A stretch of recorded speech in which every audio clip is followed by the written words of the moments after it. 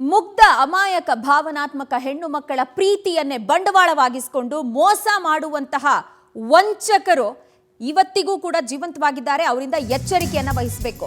ಹೆಣ್ಣು ಮಕ್ಕಳು ಪ್ರೀತಿ ಬಲೆಗೆ ಬೀಳುವ ಮುನ್ನ 100 ಬಾರಿ ಯೋಚನೆ ಮಾಡಿ ಎಚ್ಚರ ವಹಿಸಬೇಕು. ಇಲ್ಲೊಂದು ಸ್ಟೋರಿ, ಜೂನಿಯರ್ ವೈದ್ಯನ ಪ್ರೇಮ ಪಾಶಕ್ಕೆ ಸೀನಿಯರ್ ವೈದ್ಯೆ ಬಲಿಯಾಗಿರುವಂತಹ ಕರುಣಾಜನಕ ಕಥೆ ಇದು. ಕಾಮುಕ ಡಾಕ್ಟರ್ನಿಂದ ಯುವತಿ ತನ್ನ ಅತ್ಯದ್ಭುತ ಬದುಕನ್ನೇ ಕಳ್ಕೊಂಡಿದ್ದಾಳೆ. 12 ವರ್ಷ ನೆನಪಿನ ಶಕ್ತಿ ಇಲ್ಲದೆ ನರಳಿ ವೈದ್ಯೆಯೊಬ್ಬಳು ಕೊನೆಯುಸಿರೆಳೆದಿರೋದು. ಸಾಂಸ್ಕೃತಿಕ ನಗರಿ ಮೈಸೂರು ಇಂಥದ್ದೊಂದು ಕರುಣಾಜನಕ ಘಟನೆಗೆ ಸಾಕ್ಷಿಯಾಗ್ತಾ ಇದೆ. ವಿನಯ್ ಕುಮಾರ್ಗೆ ಇನ್ನೆಷ್ಟು ಯುವತಿಯರಿಂದ ಬಲಿ ಬೇಕು ಅನ್ನೋದು ಸದ್ಯಕ್ಕಿರುವಂತ ಪ್ರಶ್ನೆ.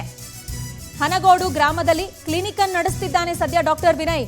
ರಾಜಾರೋಷವಾಗಿ, ಯಾವುದೇ ಭಯ ಪಾಪ ಪ್ರಜ್ಞೆ ಇಲ್ಲದೆ ಹುಣಸೂರು ತಾಲೂಕಿನ ಹನಗೋಡು ಗ್ರಾಮದಲ್ಲಿರುವ ಕ್ಲಿನಿಕ್ ಇತ್ತಂದು ನೊಂದ ಕುಟುಂಬಗಳಿಗೆ ನ್ಯಾಯ ಒದಗಿಸೋದಕ್ಕೆ ಇದೀಗ ವಕೀಲರೊಬ್ಬರು ಹೋರಾಟಕ್ಕಿಳಿದಿದ್ದಾರೆ. ವಕೀಲ ಪಾಂಡು ಪೂಜಾರಿ ಅವರು ಕಾನೂನು ಹೋರಾಟಕ್ಕಿಳಿದಿರುವಂತಹ ವಿಚಾರ ಗೊತ್ತಾಗ್ತಾ ಇದೆ. ಕಾಮುಕ ವೈದ್ಯನಿಂದ ನತದೃಷ್ಟ ವೈದ್ಯೆ ಡಾಕ್ಟರ್ ನಾಗಶ್ರೀ ಮೃತಪಟ್ಟಿದ್ದಾರೆ.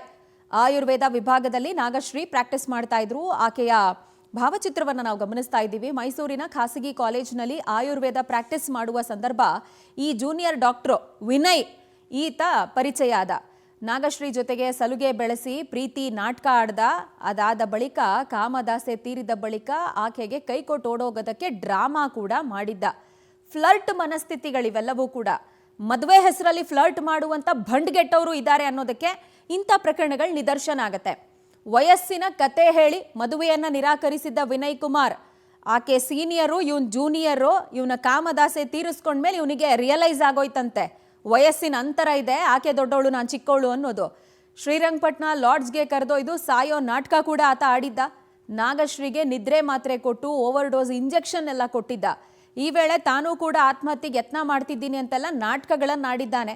ಇವನು ಕೊಟ್ಟಂತ ಇಂಜೆಕ್ಷನ್ನು, ನಿದ್ರೆ ಮಾತ್ರೆ, ಓವರ್ ಡೋಸು ಇದೆಲ್ಲದರ ಎಫೆಕ್ಟು 12 ವರ್ಷಗಳ ಕಾಲ, 12 ದಿನ ಅಲ್ಲ 12 ವರ್ಷ ಜೀವಂತ ಶವವಾಗಿ ಆಕೆ ತನ್ನ ಬದುಕನ್ನು ಕಳೆದಿದ್ದಾಳೆ. ನಿನ್ನೆ ನಾಗಶ್ರೀ ನಿಧನ ಹೊಂದಿದ್ದಾರೆ. ವಿನಯ್ನಿಂದ ಈ ಹಿಂದೆ ಅನೇಕ ಹೆಣ್ಣುಮಕ್ಕಳು ಕೂಡ ಇಂಥದ್ದೇ ಮೋಸಕ್ಕೆ ಬಲಿಯಾಗಿದ್ದಾರೆ ಅನ್ನೋದು ಈಗ ಬೆಳಕಿಗೆ ಬರ್ತಾ ಇರೋದು. ಈ ಹಿಂದೆ ಗೌತಮಿ ಹಿರೇಮಠ ಅನ್ನೋರು ಕೂಡ ಪ್ರಾಣ ಕಳ್ಕೊಂಡಿದ್ರು ಇವನಿಂದ. ಅಕೌಂಟೆಂಟ್ ಆಗಿದ್ದ ಗೌತಮಿ ಕೇಸ್ನಲ್ಲಿ ಆಲ್ರೆಡಿ ಬಿ ರಿಪೋರ್ಟ್ ಸಲ್ಲಿಕೆ ಆಗಿದೆ. 2 ಪ್ರಕರಣಗಳ ಬಳಿಕ ವಿನೋದ ಜೊತೆ ಇವನು ಮದುವೆ ಆಗಿದ್ದ. ಅಲ್ಲಿ ಕೇವಲ 15 ದಿನಕ್ಕೆ ಈ ಕಾಮುಕನ್ ಕಿರುಕುಳಕ್ಕೆ ವಿನೋದ ನೊಂದು ಗಂಡನನ್ನ ಬಿಟ್ಟು ಬಂದಿದ್ರು. ಇದೀಗ ಈತನ ಕರ್ಮಕಾಂಡವನ್ನೆಲ್ಲ ಆತನ ಪತ್ನಿನೇ ಬಯಲಿಗೆಳಿತಾ ಇರೋದು.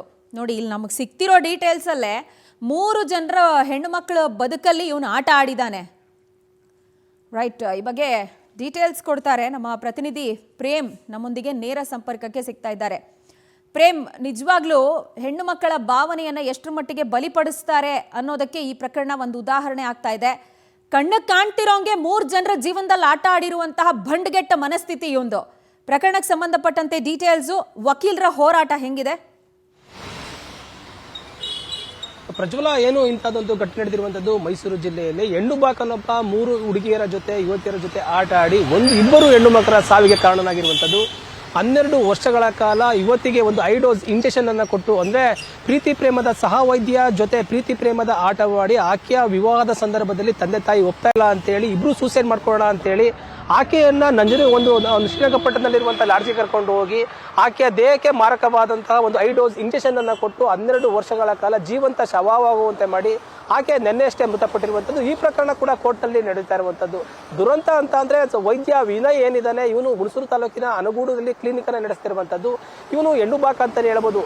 ಈಕೆಯ ಜೊತೆ ಒಂದು ಪ್ರೀತಿ ಪ್ರೇಮದ ನಾಟಕವಾಡಿ ಆತರ ಸಾವಿಗೆ ಕಾರಣನಾಗಿದ್ದು ಕೂಡ 3 ಯುವತಿಯರ ಜೊತೆ ಆಟವಾಡಿರುವಂತದ್ದು. ಜೊತೆಗೆ ಒಂದು ಹುಡುಗಿಯನ್ನ ಮದುವೆ ಕೂಡ ಆಗಿರುವಂತದ್ದು. ಆಕೆ ಮದುವೆ ಆದಂತ ಸಂದರ್ಭದಲ್ಲಿ ಆತನ ಕರಾಳ ಮುಖ, ಆತನ ಕರ್ಮಕಾಂಡವನ್ನ ಬಯಲಿಗೆ ಎಳೆದು ಆಕೆ ಮದುವೆಯಾಗಿ 15 ದಿನದಲ್ಲೇ ಬಿಟ್ಟು ಬಂದಿರುವಂತದ್ದು. ಬಿಟ್ಟು ಬಂದ ಸಂದರ್ಭದಲ್ಲಿ ಆಕೆಯ ಆಕನ ವಿನಯ್ ಏನಿದ್ದಾನೆ, ಆತನ ಕರ್ಮಕಾಂಡವನ್ನ ಬಯಲಿಗೆ ಎಳೆದು ಪೊಲೀಸ್ ಠಾಣೆಗೆ ಕೂಡ ದೂರನ್ನು ನೀಡಿರುವಂತದ್ದು.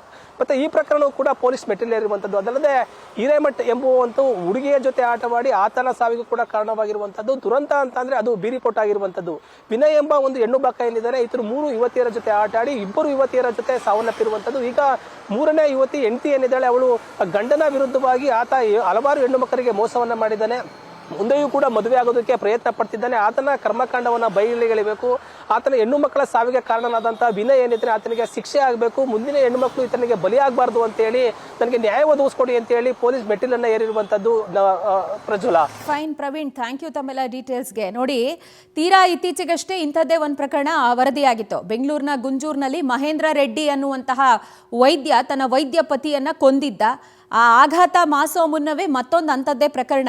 ರೈಟ್, ಈ ಬಗ್ಗೆ ಮಾತನಾಡೋದಕ್ಕೆ ಖುದ್ದು ವಕೀಲ ಪಾಂಡು ಪೂಜಾರಿ ಅವರು ನಮ್ಮ ಜೊತೆ ದೂರವಾಣಿ ಸಂಪರ್ಕಕ್ಕೆ ಸಿಗ್ತಾ ಇದ್ದಾರೆ. ಸರ್ ನಮಸ್ಕಾರ. ನಮಸ್ತೆ ಮೇಡಮ್. ಸರ್, ತಾವೀಗ ಇಲ್ಲಿ ನಮಗೆ 3 ಜನ ಸಂತ್ರಸ್ತೆಯರು ಕಾಣ್ತಿದ್ದಾರೆ. ಯಾವ ಮಹಿಳೆಯ ಕುರಿತು ತಾವು ವಕಾಲತ್ ಹಾಕಿರೋದು ಅಂಡ್ ನಿಮ್ಮ ಹೋರಾಟ ನಡೆಸ್ತಿರೋದು? ನಾನು ಈ ಪ್ರಕರಣದಲ್ಲಿ ವಿನೋದ ಅಂತ ಹೇಳಿ 3ನೇ ಬಾಧಿತೆ. ಆಕೆ ಆಕೆ ಮದುವೆ ಆಗಿದ್ದು 15 ದಿನಕ್ಕೆ ಮನೆ ಬಿಟ್ಟು ಬಂದಿದ್ದಾರೆ. ಆಕೆ ಅವನ ಟಾರ್ಚರ್ ಗೌರಿಯವನ್ನ ತಡೆಯಕ್ಕಾಗದೆ ಬಂದಿದ್ದಾರೆ. ಆಕೆ ಪರವಾಗಿ ನಾನು ನ್ಯಾಯಾಲಯದಲ್ಲಿ ಹೋರಾಟ ಮಾಡ್ತಾ ಇದ್ದೀನಿ.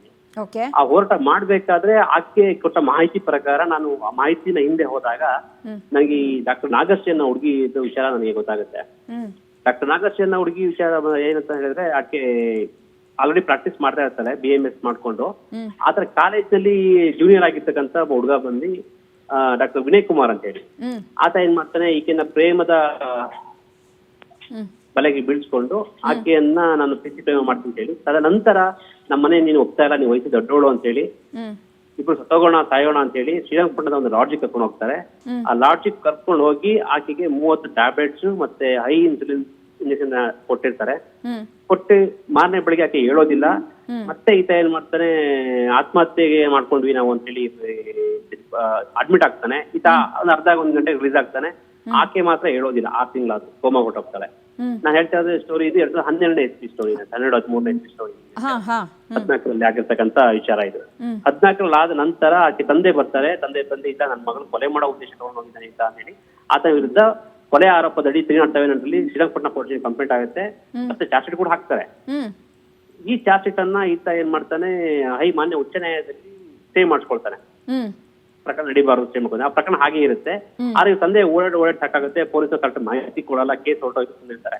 ಯಾವಾಗ ಈಗ ಬರ್ತಾ ವಿನೋದ ಅನ್ನೋ ವ್ಯಕ್ತಿ ಬರ್ತಾರೆ, ನನ್ನ ಹತ್ರ ಬಂದು ನನ್ ಮದುವೆ ಆಗಿದೆ 15 ದಿನ ಆಯ್ತು, ನನ್ನ ಹಿಂಸೆ ಕೊಡ್ತಿದ್ದೇನೆ, ಹೋಗಿ ಕಿರುಕುಳ ಕೊಡ್ತಾ ಇದ್ದಾನೆ, ಜೊತೆಗೆ ದಿನ ಡ್ರಗ್ಸ್ ತಗೊಳ್ತಾನೆ, ನನಗೂ ಕೂಡ ಜ್ಯೂಸ್ ನಲ್ಲಿ ಮತ್ತೊಬ್ಬರ ಔಷಧಿ ಕೊಡ್ತಾ ಇದ್ದಾನೆ, ನನಗೆ ಕೊಡ್ತಾ ಇದ್ದಾನೆ, ಹಿಂಸೆ ಕೊಡ್ತಾ ಇದ್ದಾನೆ ಅಂತ ಹೇಳಿ ದೂರು ಕೊಡ್ತಾರಲ್ಲ, ಕಂಪ್ಲೇಂಟ್ ಕೊಟ್ಟು ಆಕೆ ಬಂದ ಮಾಹಿತಿ ಗೊತ್ತಾಗುತ್ತೆ. ಇದಾದ ನಂತರ ಇನ್ನೊಂದು ವಿಷಯ ಗೊತ್ತಾಗುತ್ತೆ. ಗೌತಮಿ ಹಿರೇಮಠ ಅಂತ ಹೇಳಿ ಒಬ್ಬ ಚಾರ್ಟೆಡ್ ಅಕೌಂಟೆಂಟ್ ಓದ್ತಿದ್ದಂತ ಹುಡುಗಿ, ಇಂಗ್ಲೆಂಡ್ ನಲ್ಲಿ ಓದ್ತಿದ್ದ ಹುಡುಗಿನ ಈತ ಆನ್ಲೈನ್ ನಲ್ಲಿ ಪ್ರೀತಿ ಮಾಡಿ ಆಕೆ ಪ್ರೇಮದ ಮಾಡ್ಕೊಟ್ಟು ಆಕೆ ಕೂಡ ಆತ್ಮಹತ್ಯೆ ಮಾಡ್ಕೊಳ್ತಾಳೆ. ಸರ್, ಈಗ ಮೇಲ್ನೋಟಕ್ಕೇನೆ ಗೊತ್ತಾಗ್ತಾ ಇದೆ ಇವನು ಹೆಬಿಚುವಲ್ ಅಫೆಂಡರ್ ಅಂಡ್ ಇವನಿಗಿರುವಂತಹ ಪ್ರಭಾವದಿಂದಾನೇ ಇವನು ಇಷ್ಟರ ಮಟ್ಟಿಗೆ ಬಂದಿದ್ದಾನೆ ಅಂತ. ಬಟ್ ಇಮಿಡಿಯೇಟ್ಲಿ ಇವನ್ ಲೈಸೆನ್ಸ್ ಕ್ಯಾನ್ಸಲ್ ಆಗಬೇಕು ಅಂಡ್ ಅರೆಸ್ಟ್ ಮಾಡುವಂತ ಪ್ರಕ್ರಿಯೆ ಆಗಬೇಕು ಅಂತ ಮೇಲ್ನೋಟಕ್ಕೆ ಅನ್ಸುತ್ತೆ. ಕಾನೂನಲ್ಲಿ ಅವಕಾಶ ಇದೆಯಾ ಅದಕ್ಕೆ? ಸದ್ಯದಲ್ಲಿ ಒಂದು ಪ್ರಕರಣದಲ್ಲಿ ಬೇಲ್ ತಗೊಂಡಿರೋ ಕಾರಣ, ಯಾವ್ದಲ್ಲಿ ಡಾಕ್ಟರ್ ನಾಗಶ್ರೀ ಕೇಸಲ್ಲಿ ಬೇಲ್ ತಗೊಂಡಿದ್ದಾನೆ. ಮತ್ತೆ ಗೌತಮಿ ಹಿರೇ ಕೇಸ್ನಲ್ಲಿ ಆತ ಸಾಕ್ಷ್ಯಾಧಾರ ಕೊರತೆಯಿಂದ ನಿರಪರಾಧಿ ಹೊರಡೆ ಬಂದಿದ್ದಾನೆ. ಈಕೆ ಕೇಸಲ್ಲಿ ಏನಾಗಿದೆ, ವಿನೋದ ಕೇಸಲ್ಲಿ 400 ಕಂಪ್ಲೇಂಟ್ ಕೊಟ್ರೆ, ಗನ್ ತೋರಿಸಿದ್ದ, ಗನ್ ಇದೆ ಅವನ ಮನೆಯಲ್ಲಿ ಅದೆಲ್ಲ ಹೇಳ್ಕೊಟ್ರು ಕೂಡ ಪೊಲೀಸರು ಬಿ ರಿಪೋರ್ಟ್ ಹಾಕಿದ್ದಾರೆ. ಸೊ ಯಾವ ಪ್ರಕರಣದಲ್ಲಿ ಹೀಗೆ ವ್ಯವಸ್ಥೆ ಕೂಡ ಅವಕ್ಕೆ ಅದನ್ನ ಸಪೋರ್ಟ್ ಮಾಡ್ತಾ ಇದೆ, ಅದರ ಪ್ರಭಾವಕ್ಕೊಳಗಾಗಿದೆ ಅನ್ನೋದು ನಮ್ಮ ದುಃಖ ಸಂಗತಿ. ನಿಜ. ಯಾರಿಗೂ ಮತ್ತೆ ನ್ಯಾಯ ಮರೀಚಿಕೆ ಅನ್ನುವಂಥ ಭಾವನೆ ಬಂದ್ಬಿಡುತ್ತೆ. ಆಗಲಿ ಸರ್, ಎನಿವೇಸ್ ನಿಮ್ಮ ಹೋರಾಟಕ್ಕೆ ಜಯ ಸಿಗಲಿ ಅನ್ನೋದೇ ನಮ್ಮ ಆಶಯ.